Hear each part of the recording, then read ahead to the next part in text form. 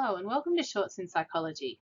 In today's video, we're going to talk study skills, in particular how to manage your time and workload.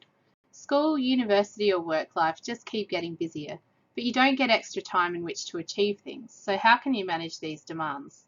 In this video, we will go through a couple of different strategies that you can use to manage your time and workload. Before we start though, pause the video for a minute to consider and answer the following questions. Do you find it easy or difficult to manage the workload at school? Why?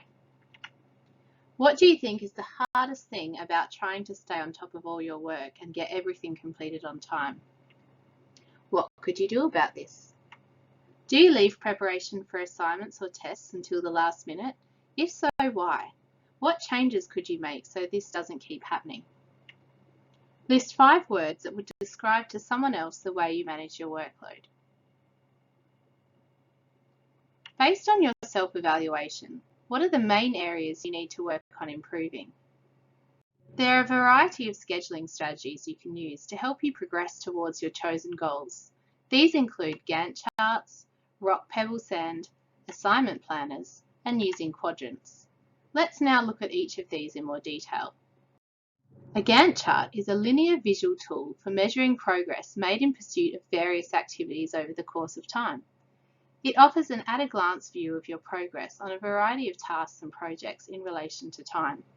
You may already be using a basic version of this time management tool in the form of a wall chart or a term planner. Gantt charts take this process a step further. Rather than just seeing when projects are due or test dates are scheduled for, you plot the activities you need to undertake to complete the task or prepare for the test on a weekly milestone chart. This gives you a clear indication of the timeline and the sequencing of these activities, as well as an idea of the overall workload required in each week. This technique forces you to think about breaking the task into chunks and decide when you're going to carry out these steps. An advantage of this system is that if you can see how quickly the weeks pass, you can be more motivated to get moving on the task in order to ensure you don't jeopardize the completion of the project. This is a simple example of what a Gantt chart might look like. So how do you make one? As large-scale tests or assignments are given during the term, add them to the chart with a plan of what you want to achieve each week before the due date. So let's say you have a psychology test on the last 2 topics in week 7. You may not need 7 weeks to prepare, so you may decide to wait until week 3 to find out exactly what topics are in the psychology test. Then in week 4, you might start to make study notes on each of these topics. This means that by week 5, you are reviewing your notes, but are also ready to start practicing questions. This enables you to spend all of the final week before the test working on past test papers and completing final checks of your study notes, ensuring that you are well and truly prepared for the big day in week 7. Once you have broken down your task into chunks and written these into your Gantt chart, at the start of each week, look down the list of work you need for each task and write down when you will do this in your homework diary. At the end of each week, highlight straight down that week so it's easy to see where you are in the term. If you haven't completed the work from that week, reschedule it to another week and write it onto the Gantt chart. Perhaps you have heard the jar of life story before. If not, here is a quick refresher. A philosophy professor once stood up before his class with a large empty mayonnaise jar. He filled the jar to the top with large rocks and asked his students if the jar was full.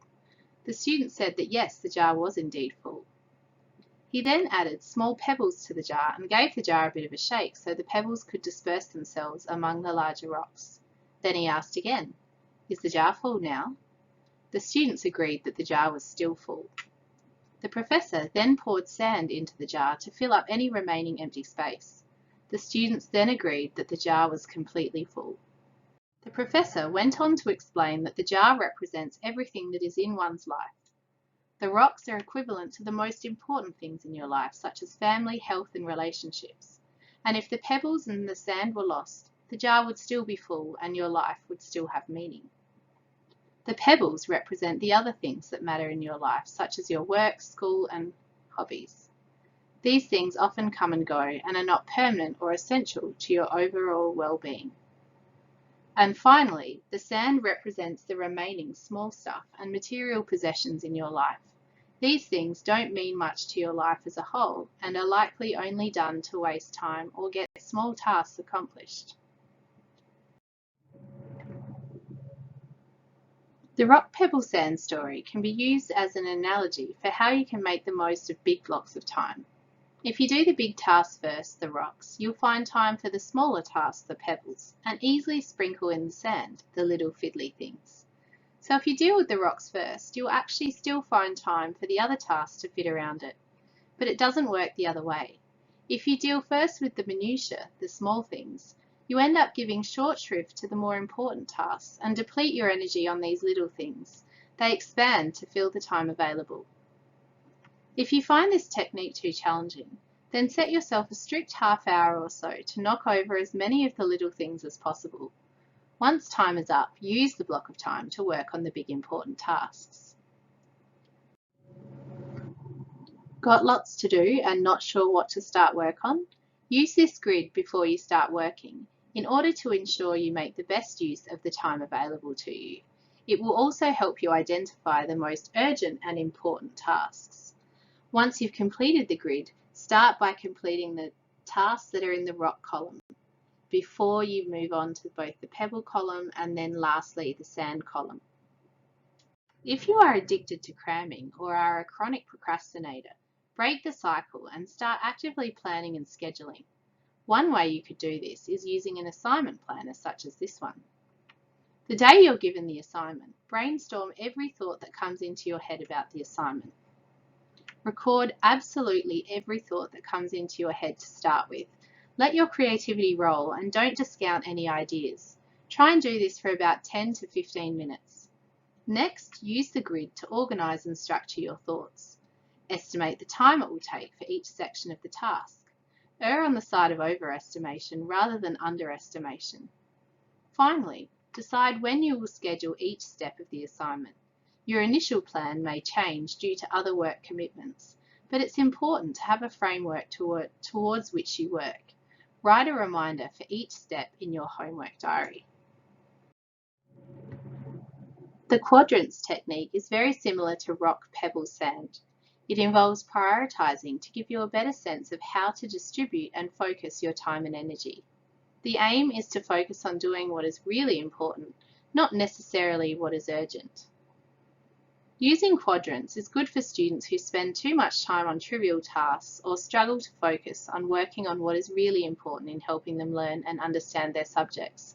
For example, often students spend large amounts of time writing study notes, but only spend limited time practicing exam standard questions. As a result, they often still struggle to apply their knowledge in unfamiliar contexts in tests and exams, and perform poorly, wondering why this has occurred when they have spent so much time studying. Using quadrants can also be good for students who don't have a clear picture of why they are doing each piece of work or how it will help them reach their goals. To complete a quadrants grid, take each of the tasks you need to do and decide first if it's urgent or not, then how important it is. Complete quadrant 1 tasks first, followed by 2, 3 and then 4. While people often naturally start with the tasks in quadrant 1, many students focus on quadrants 3 and 4 before 2.